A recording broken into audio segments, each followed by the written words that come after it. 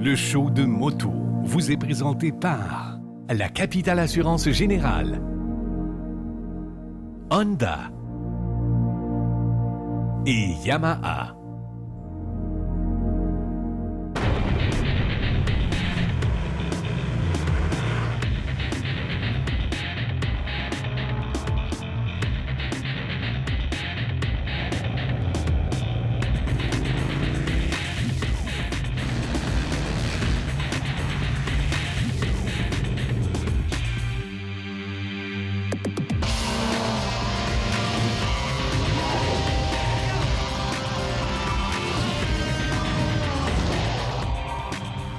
Bonjour tout le monde, je m'appelle Éric Ménard, bienvenue au show de moto. Si vous êtes un passionné de moto ou si vous êtes curieux de l'univers de la moto, vous allez être servi. Aujourd'hui, on continue notre grande aventure Honda en Alberta et en Colombie-Britannique et on retourne dans notre méga ride en Italie. Grazie mille, mamma mia, Ferrari!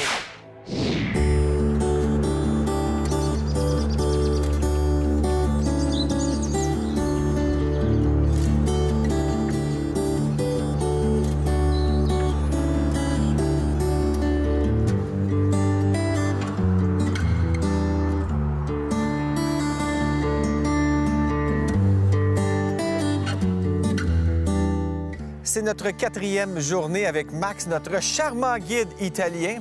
Buongiorno. Québécois aussi. Buongiorno. Dis-moi, Max, qu'est-ce qu'on fait aujourd'hui?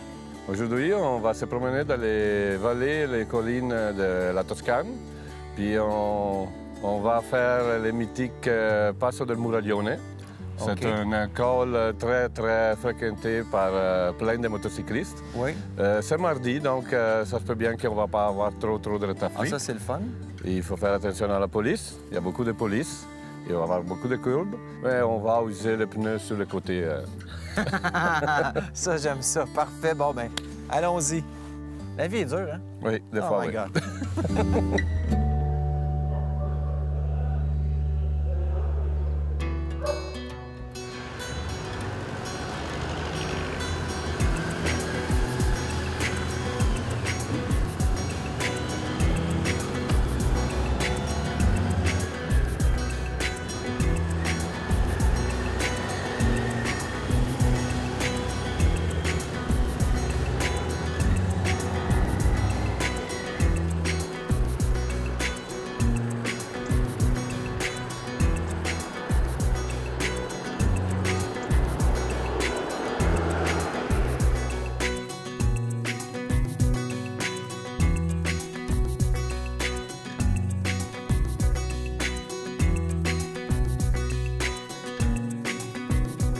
Le Passo del Muraglione, c'est une route très connue des motocyclistes italiens et on était hors saison, donc il n'y en avait pas beaucoup de motocyclistes, mais on comprend pourquoi les motocyclistes italiens se retrouvent là quand on fait la route. C'est vraiment une route magnifique pour faire de la moto, tout en courbe, mais des courbes vraiment bien dessinées. Il n'y a pas de surprise, il n'y a pas de courbe qui se resserre à la fin, c'est vraiment juste une succession de belles courbes. Il faut quand même faire attention dans les virages parce que c'est quand même en montagne, il y a beaucoup de boisés autour. Donc, sur la route, surtout en octobre, il y avait un petit peu de brindilles, un petit peu de feuilles mortes.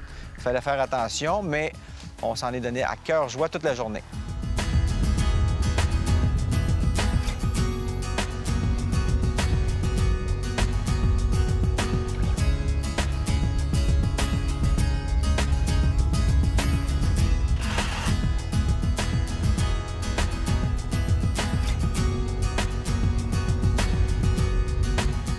Il y avait des petites routes, tu sais, quand sur une carte, ça fait comme ça, là. Nous, les motocyclistes, là, on adore ça. Ça veut dire que tu as des courbes pour faire toucher tes valises à terre toute la journée.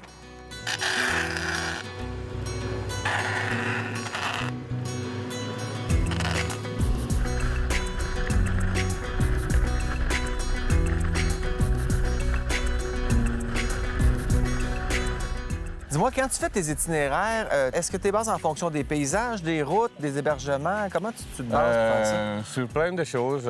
Il y a beaucoup d'études que j'ai faites sur les itinéraires. Je travaille beaucoup aussi avec plein d'amis, plein d'autres motoclubs.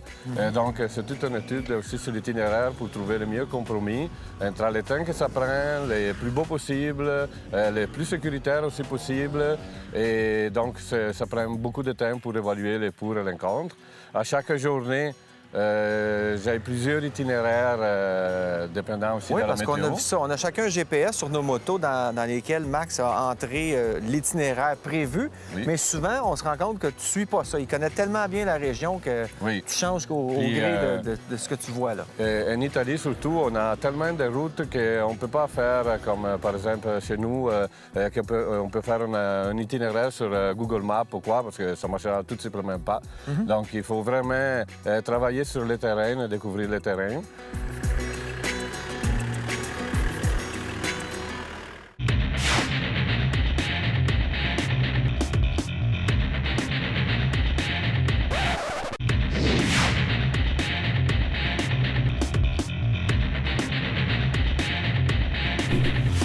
Vous savez, faire de la moto, c'est accumuler des souvenirs et pour ça, on fait souvent de la photo. On va parler photo et moto avec Laurence Labatte, photographe professionnelle. Bienvenue dans le show de moto. Bonjour, Eric. Laurence, toi, tu fais de la moto beaucoup avec ton conjoint. Tu es une excellente passagère. Excellente passagère, Et exactement. il est chanceux, lui, parce qu'il y a une photographe professionnelle avec lui. On n'a pas tous cette chance-là. Par contre, avec toi, on peut maintenant faire des ateliers photo. Des ateliers photos, c'est ça. On va proposer ça sur des week-ends, sur un parcours dans l'Ouest canadien là, du 20 juin au 4 juillet. Wow. Donc, Calgary.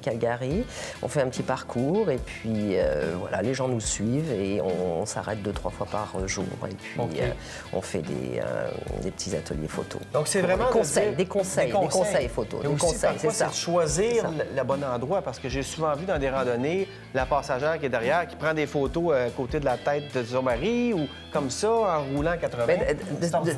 De savoir s'arrêter, s'arrêter au bon endroit, mais de savoir aussi de faire de bonnes photos en toutes conditions parce qu'on n'attend pas éventuellement le bon soleil, l'aube, le crépuscule, etc. On est là en moto, il faut faire de bonnes photos en toutes circonstances. Est-ce que ça prend beaucoup d'équipement pour ça? Non, justement, non, il faut juste prendre le bon appareil photo, le bon objectif, un petit flash au cas où, un petit trépied et c'est tout. Donc vraiment. Même toi, tu pars pas avec le pack-sac on n'a pas besoin. Donc il y a un conseil, on se rencontre avant le départ, on va se rencontrer avec les gens qui sont intéressés et on va voir quel est l'équipement nécessaire qu'ils ont besoin pour partir. Okay. Ensuite de ça, on pense que tout est photoshopé aujourd'hui. Est-ce que c'est vrai qu'on peut pratiquement rendre n'importe quelle photo pas si mal ou il faut quand même avoir une bonne base? Au départ, il faut quand même que la photo soit bonne. Donc, il faut choisir le bon cadrage, le bon objectif pour que la photo soit bonne au départ. C'est sûr qu'on peut la travailler un peu avec un petit logiciel, etc. Mais au départ, il faut quand même essayer que la photo soit bonne. Et il faut aussi être capable d'arrêter le pilote pour dire on va stationner un peu, on va faire des belles photos. C'est ça, ouais. Puis, en définitive, l'Ouest canadien, puis d'autres parcours, il y a toujours des bonnes choses à faire. Ça s'adresse évidemment à tout le monde, c'est surtout aux amateurs. C'est surtout aux amateurs de photos, des passionnés de photos qui veulent améliorer leur technique un petit peu. Donc moi, je serai là pour leur conseiller quel objectif prendre, travailler pour la profondeur de champ, les cadrages, la lumière. Donc, au départ, il faut avoir quand même une petite base, avoir peut-être fait des essais, des erreurs. C'est ça, une petite base, savoir comment fonctionne son appareil déjà. Ça, c'est une première chose parce que les appareils sont de plus en plus perfectionnés. J'ai un appareil, je ne connais pas la moitié des fonctions. C'est ça, donc savoir au moins minimum, savoir travailler en manuel parce que c'est en manuel qu'on arrive à avoir vraiment des meilleurs résultats. Parfait. Et donc, en moto, il faut savoir qu'on peut faire de très beaux voyages et avoir des souvenirs... Des beaux souvenirs, parce que parfois, tu arrives à la maison, tu dis « Ah, c'était tellement beau! » Non, comment ça se fait que c'est pas aussi beau? C'est pas aussi beau que dans ma tête. Donc, on va y arriver. Voilà. Parfait. Merci, Laurence. Merci à toi, Eric. Par rapport aux autres fabricants de motos, Yamaha a pris son temps pour finalement s'attaquer au marché des petites cylindrées sportives. Eh bien, l'attente en valait le coup parce que la R3 est arrivée. La R3, c'est un peu comme si Yamaha avait pris sa R6, l'avait lavée à l'eau chaude et fait sécher trop longtemps. Elle emprunte le même look, le même genre de carénage, vraiment la même ligne que la R6, mais en version plus petite. Le moteur est un 320 cc, donnant une très belle sonorité et offrant quand même assez de coupe pour une moto de petite cylindrée. Le moteur est un bicylindre, offrant une très belle sonorité et quand même assez de coupe pour un 320 cc. Bien sûr, ça ne nous arrachera pas les bras, mais pour rouler en ville ou même sur de petits chemins de campagne, c'est un outil parfait pour s'amuser et ce, à moindre coût. Parce que c'est un peu ce qu'on cherche quand on magasine une petite cylindrée comme la R3. On cherche une moto conviviale, peut-être une première moto, une moto surtout pas dispendieuse. On parle autour de 5 000 $ pour une moto flambant neuve. Et on veut une moto qui va nous amener du point A au point B, peut-être pas une moto pour faire de New York à Boston. La première chose qui m'a frappé quand j'ai embarqué sur la R3, c'est sa taille. Malgré que c'est une 300, on n'a pas l'impression que c'est une vraiment petite moto, là. C'est quand même une taille normale pour quelqu'un qui a des dimensions normales. Et la position est très, très confortable. C'est pas une moto où on est couché là-dessus qui va venir vous tirer dans le dos après plusieurs heures. C'est vraiment une moto avec une position un peu penchée par l'avant, de sportive donc, mais quand même relaxe. Évidemment, quand on s'achète une moto, on la veut belle, on la veut comme la moto de nos rêves quand on était petit. Et je pense que la R3, c'est ça pour des gens qui commencent à faire de la moto et qui rêvent de motosport. Ça ressemble à une R1, ça ressemble à une R6. C'est une super sportive avec un beau carénage, un silencieux mis bien en évidence. C'est une belle petite moto. Chez Yamaha, on parle beaucoup d'accessoriser ces motos et avec la R3, c'est possible, entre autres, avec un sac qui vient remplacer le siège arrière et qui a un couvercle dur et qui pourra vous permettre de l'adapter un peu plus à la vraie vie, de pouvoir transporter des doublures imperméables, voire même des gants ou un porte-monnaie. Maintenant, qu'en est-il du comportement de la R3? D'abord, je vous dirais que c'est une moto très, très facile d'approche. C'est pas une moto qui va vous impressionner par sa puissance, mais pour qui commence à faire de la moto, c'est une moto idéale. On peut faire de belles randonnées sur des petites routes. On peut se promener en ville avec ça sans aucun problème. Et si on veut s'amuser un peu, en autant qu'on soit un peu patient quand on tord la poignée, bien, on peut atteindre des vitesses quand même respectables. Là où la moto pourrait peut-être être un peu améliorée pour une conduite plus sportive, là, surtout, ça serait au niveau des suspensions qui sont, à mon avis, un peu molles, mais c'est vraiment si on va piloter de manière plus sportive.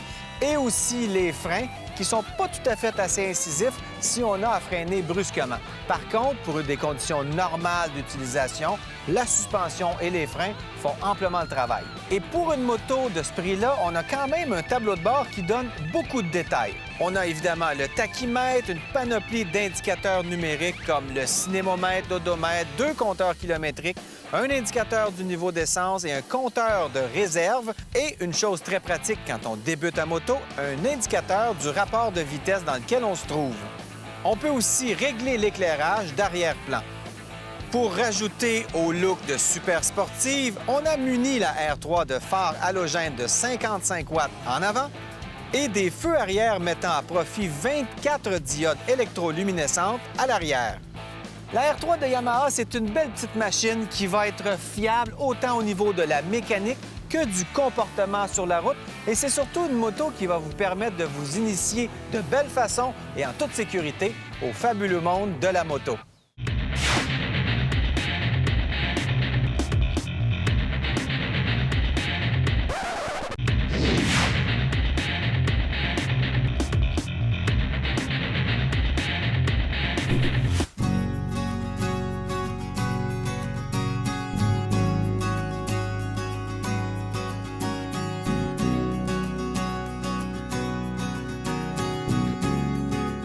Moi, ma moto, il y avait le côté du pneu qui était chaude et le centre du pneu il était froid.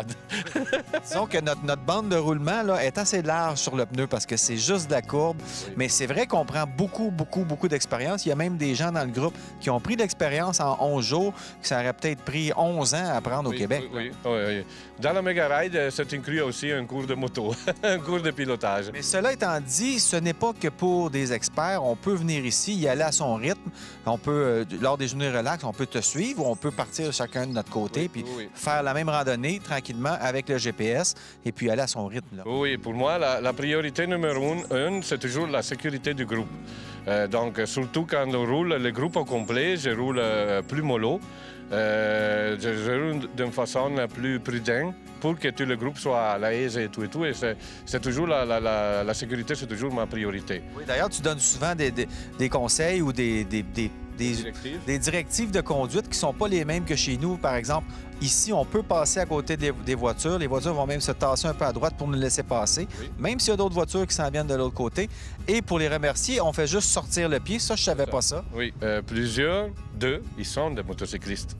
Alors, Ben, c'est plus dans la culture ici, définitivement. c'est beaucoup pensé aux motocyclistes et les routes parce que seulement en Italie, il y a 10 millions de motocyclistes. Donc, c'est très important. Et sur ça, le Québec, il y a beaucoup à apprendre encore. Il y a beaucoup de bons riders parce qu'on en a vu sur la route des groupes de motocyclistes qui roulent ensemble. Mais bon, on voit que le niveau est assez compétent. Là. Oui, ils sont compétents parce que, comme je disais tantôt, la moto, c'est un moyen de transport. Donc, le monde utilise la moto pratiquement tous les jours. Dépendant aussi dans quelle place d'Italie, il peut utiliser la moto à l'année longue. Et c'est son propre moyen de transport. Il y a du monde qui n'a même pas d'auto. Donc, veut pas, ben, on apprend à rouler. Puis, sur des routes comme ici, où est-ce que le trafic aussi c'est plus intense, ben, il faut se réveiller. Donc, il faut devenir bon. Quel est le meilleur temps pour venir faire une randonnée avec toi? Bien, normalement, les randonnées, moi j'ai fait des randonnées aussi en avril, mais plus sur l'Espagne, parce qu'ici c'est encore un peu froid. Ici, en France ou en Italie, je l'organise surtout en mai, en juin. Juillet à août, c'est trop cher. Il y a trop, tous les Italiens et les Français sont en vacances à ce moment-là. Puis je reprends encore en septembre, octobre.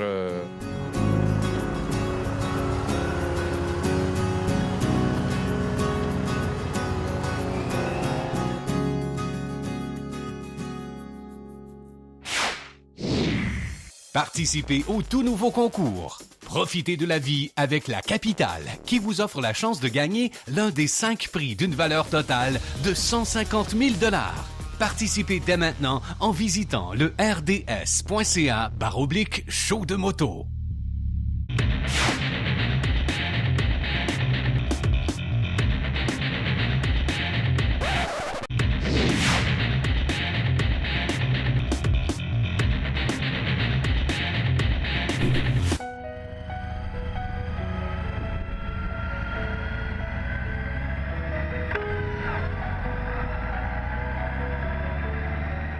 On s'est levé tôt ce matin parce qu'on a un gros programme. D'abord, on a couché au Glacier View Inn, qui est vraiment un hôtel où on a la vue directement sur le glacier Athabasca. C'est directement dans le parc national Jasper. C'est le seul hôtel du parc. Donc, on a été chanceux d'y avoir des chambres. On se dirige tout d'abord vers le Brewster Glacier Skywalk, qui est une passerelle qu'on a fait au-dessus d'un ravin qui donne une vue imprenable sur la vallée ici. Et on va rencontrer le directeur, Rusty Noble, qui nous attend ce matin. Après ça, on s'en va au lac Moraine et au lac Louise dans le parc national de Banff. Un beau programme.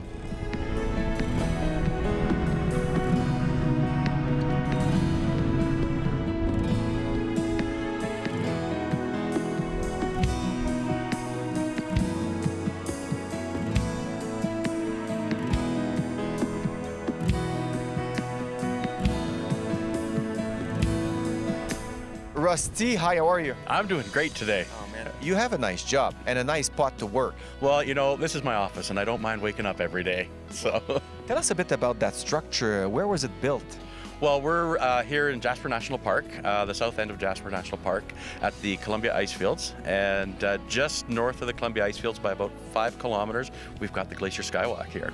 And we're from Quebec, so we hear the steel used to build this structure was made in Quebec. Yes, it was. Yeah. It just outside Quebec City, I believe. In Beauce. That's right. Yeah. How many people a day you get here? We'll do anywhere between probably 1,500 people a day, upwards of 3,000, 3,500. How long did it take to build this? Well, the whole time period was actually 7 years. The building time was about 11 months. We started in the fall of 2012 and all summer 2013, and then came back in March of this year, 2014. So it's almost a brand new structure. It's almost a brand new structure, yeah. How did you get that idea? It's kind of crazy. Well, it is kind of cool. The way the idea came about was actually one of our drivers was taking one of our executives to the Calgary airport from Banff one day and mentioned that, we need something like the Capilano suspension bridge that's in Vancouver out here. And that sort of got everybody's heads thinking about some different opportunities, and got some engineers and architects together, had a little competition, and decided that a suspension bridge wasn't going to quite work for us, but was able to come up with this idea of the Glacier Skywalk. So I guess you get a lot of bikers here. We get some bikers here. Yeah, this highway from Jasper down through Lake Louise and Banff, it's an incredible ride. Yeah.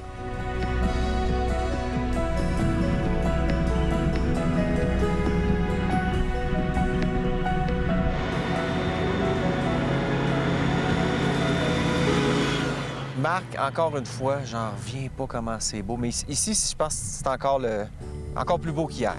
C'est pas surprenant qu'il y ait beaucoup de motocyclistes dans le coin. C'est un paysage à faire rêver. Les gens viennent ici, puis ils en reviennent pas.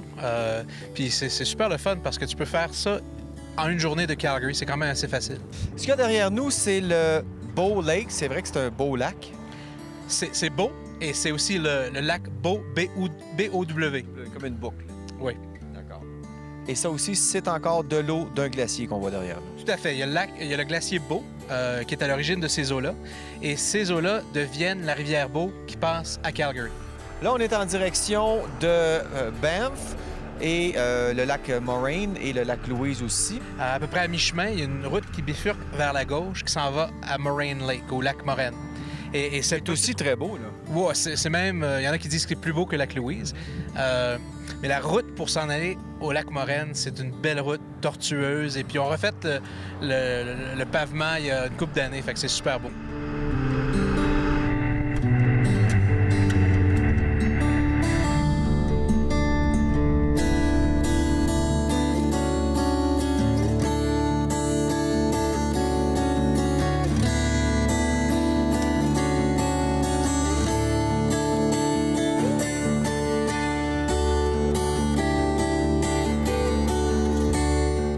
On vient de finir notre dîner dans un magnifique panorama. Toi, c'est ta première fois au lac Moraine. Moi, j'ai eu la chance de venir ici il y a 4-5 ans, mais c'est frappant quand tu arrives à quel point c'est beau, hein, René? C'est magnifique. Vraiment, quand on arrive, on soupçonne pas l'étendue du lac. On est sur une pointe, il y a beaucoup d'arbres autour. Puis là, quand on marche, on arrive sur les berges, la vue est spectaculaire.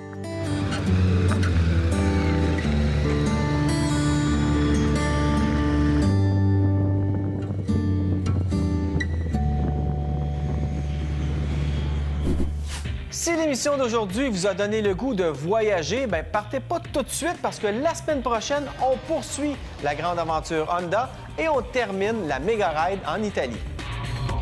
Le show de moto vous a été présenté par la Capitale Assurance Générale, Honda et Yamaha.